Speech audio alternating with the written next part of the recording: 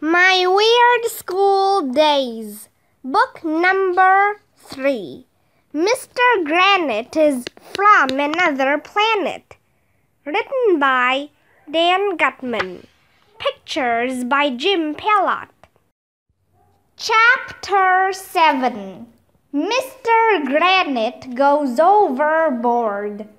It was recess. We were on the swings in the playground. Me and the guys were talking about important stuff, like who won the big game last night. Andrea and her friends were talking about girly stuff, like what color they should paint their toenails. That's when Mr. Granite came over. He was carrying some kind of machine. "Everybody off the swings," he shouted. "Why?" we all asked. "I need to attach this generator to the top of the swing set," Mr. Granite replied. "So every time you swing back and forth, you'll be making electricity." We had to get off the swing set and go over to the field near the cows and the windmill. "I miss Mrs. Daisy," said Neil the Nude Kid. "She was normal." "We used to say Mrs. Daisy was weird," Michael said. "But Mr. Granite is even weirder." "Moo," said a cow. "Mr. Granite is going overboard with this green stuff," said Ryan. "He's falling out of a boat?" I asked. "No, dumbhead," said Ryan. "I mean he's getting carried away." "I don't see anybody carrying him away," I pointed out. I looked around to make sure nobody was carrying Mr. Granite away. "Moo," said a cow. "I heard that Mr. Granite is working on a machine that makes electricity every time you blink your eyes," Michael told us. "We'll have to wear it like a pair of glasses." "That's crazy," I said. I heard that Mr. Granite asked the music teacher, Mr. Loring, to write a song with just one note in it, said Neil the Nude Kid. "Why?" we all asked. "So he wouldn't waste any notes," Neil said. "That will be the most boring song in the history of the world," I said. "Moo," agreed a cow. Andrea and her friends were sitting on a bench a few feet away, looking all worried. "What's eating you?" I asked Andrea. "Did you get an A- on the math quiz?" "No, Arlo," Andrea replied. "I got an A+, but I just figured something out." "What?" we all asked. "Maybe Mr. Granite isn't a real teacher at all," Andrea said. "Did you ever think of that?" "What do you mean?" I asked. "Maybe he's just pretending to be a teacher," she said. "I think that Mr. Granite is from another planet." "That's nuts," I told her. "Think about it, Arlo," Andrea said. "Mr. Granite knows a lot about planets and stars and space, right?" "Yeah, and he doesn't understand the English language very well, right?" "Yeah. He has supervision too," added Neil. "He can see through walls." "Did you ever notice that Mr. Granite doesn't have any hair growing out of his ears or nose?" Ryan asked. Andrea might be right. After all, the first rule of being a grown-up is that you have hair growing out of your ears and nose. My dad has to trim his nose hair every week. Maybe Mr. Granite is from another planet. Moo, said a cow. He doesn't look like an alien, said Michael. Aliens are little green guys with big heads. Maybe Mr. Granite is disguised as a human, I suggested. Yeah, said Ryan. Maybe if we peeled off his human mask, underneath we'd find a little green guy with a big head. Mr. Granite is nice, Emily said. Maybe he's a good alien. Yeah, like E.T., said Ryan. That's my favorite movie. Maybe Mr. Granite is a nice alien who was left here on Earth, like E.T. There are no nice aliens, Neil said. You're supposed to kill aliens. Yeah, I added, with laser beams. Stop trying to scare Emily, said Andrea. Mr. Granite is probably going to take over the world and turn us into flesh-eating robots, I said. We've got to do something, said Emily, and she went running away. The only problem was that Emily ran right into a cow. She was on the ground, freaking out. What a crybaby. Moo, said the cow. Ow, said Emily, which is moo upside down and backward. My dad is a policeman, said Michael, and he says you can't accuse people of stuff unless you have proof. So let's get proof that Mr. Granite is an alien, said Neil the Nude Kid. How are we gonna get proof? Ryan asked. I have an idea, Andrea told everybody. Let's follow Mr. Granite home after school. I have my camera in my backpack. We can snoop around. I'll take pictures of him when he peels off his human mask, and we'll have proof. Everybody agreed that Andrea was a genius and that she should get the Nobel Prize. That's a prize they give out to people who don't have bells. Chapter 8. The World's Biggest iPod. All afternoon I was watching Mr. Granite very carefully to see if his face was going to come off. Finally, 3 o'clock came and the bell rang. Any questions, Mr. Granite said as we got our stuff out of our cubbies. Are you going to destroy our planet? I asked. Will you peel off your face? Neil asked. Don't be silly, replied Mr. Granite. Once we got outside, me, Michael, and Ryan raced to the bike rack. Andrea and Emily were already there. How will we find out where Mr. Granite lives? Asked Emily. We should draw pieces of candy on the ground, said Ryan. That's what the boy did in E.T. I'm not wasting my candy, I said.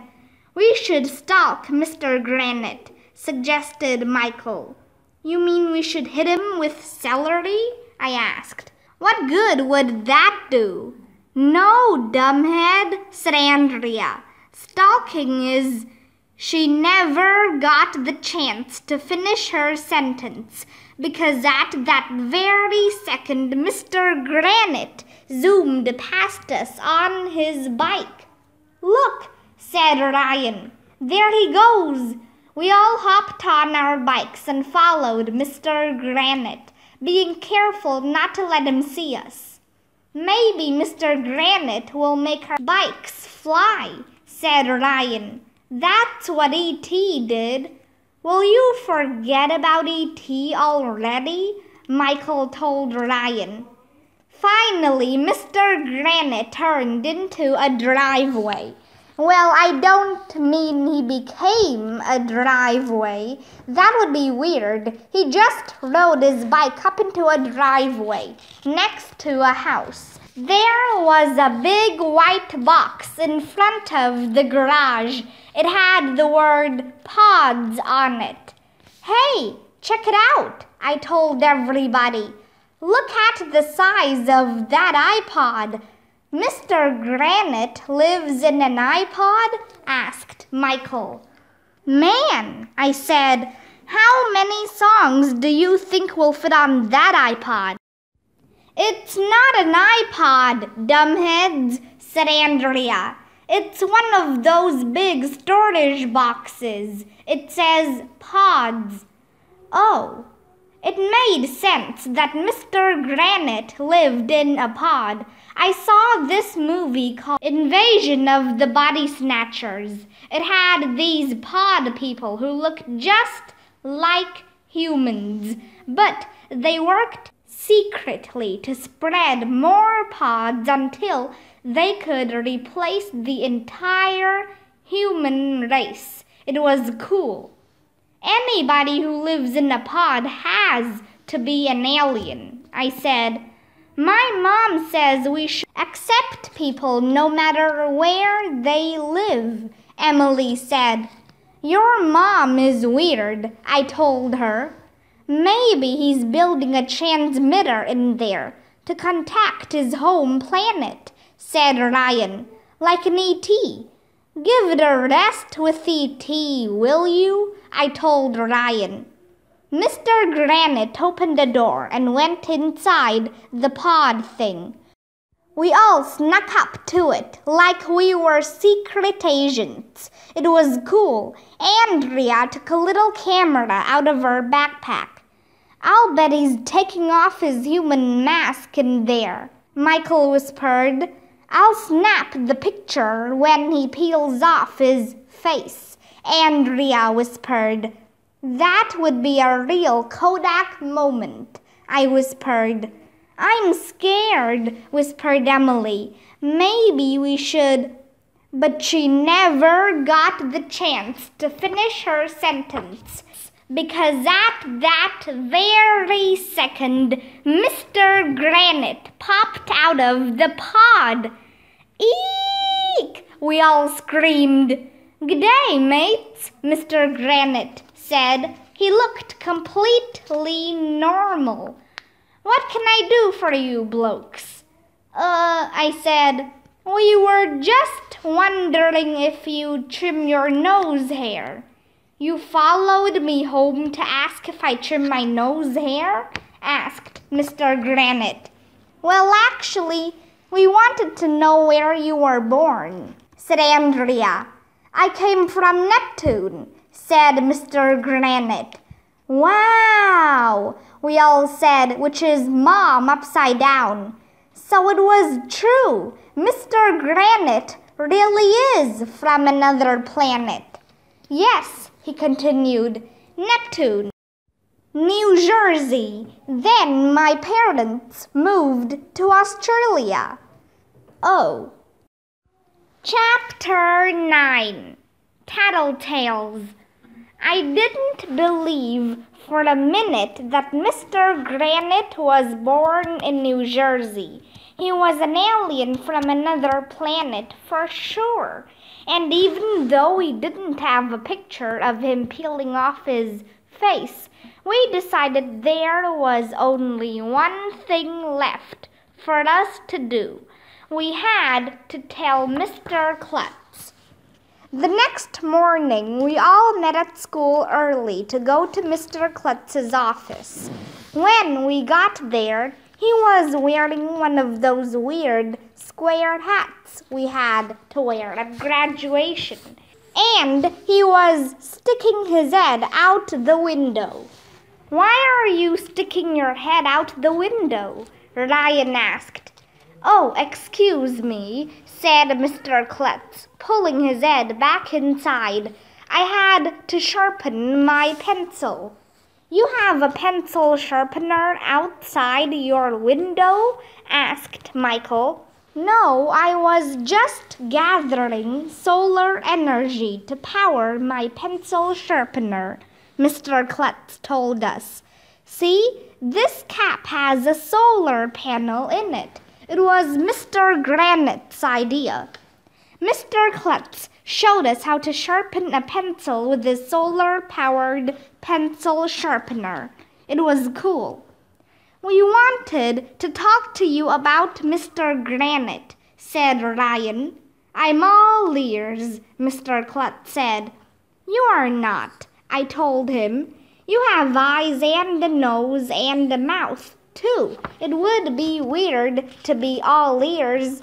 It's just an expression, dumbhead, said Andrea, rolling her eyes. It means Mr. Klutz is listening. I knew that, I lied. Anyway, we think there's something weird about Mr. Granite. Yes, I agree, Mr. Klutz said. I can't put my finger on it. Why would you want to put your finger on it? I asked. Mr. Granite lives in a pod, Emily said. And he has no nose hair, said Michael. Mr. Klutz, said Andrea, we suspect that Mr. Granite is from another planet. Said Mr. Klutz. It's funny you should mention that. The other day I saw a flying saucer in the teacher's lounge. What? We all shouted. You did? Yes, said Mr. Klutz. The teachers were throwing their teacups around again. I'll have to make another announcement about that. If Mr. Granite is an alien, will you have to fire him? Asked Emily. Or attack him with laser beams? Asked Ryan. Said Mr. Klutz. This has never come up before. I'm not sure aliens from other planets are allowed to teach 3rd grade. I'll have to check in the Board of Education rulebook. I'm Board of Education, I said. In the meantime, said Mr. Klutz, let's all keep our eyes peeled. That will probably hurt, I told him. Can't we just watch Mr. Granite instead? Okay, let's do that, he said. I want to know everything about him. I want to know what makes him tick. Mr. Granite ticks? I asked. Maybe there's a clock inside him, like the crocodile in Peter Pan. Maybe there's a bomb inside him, Ryan said. Mr. Granite swallowed a bomb? Asked Emily. We've got to do something. Run for your lives, shouted Neil the Nude Kid. And we all went running out of Mr. Klutz's office.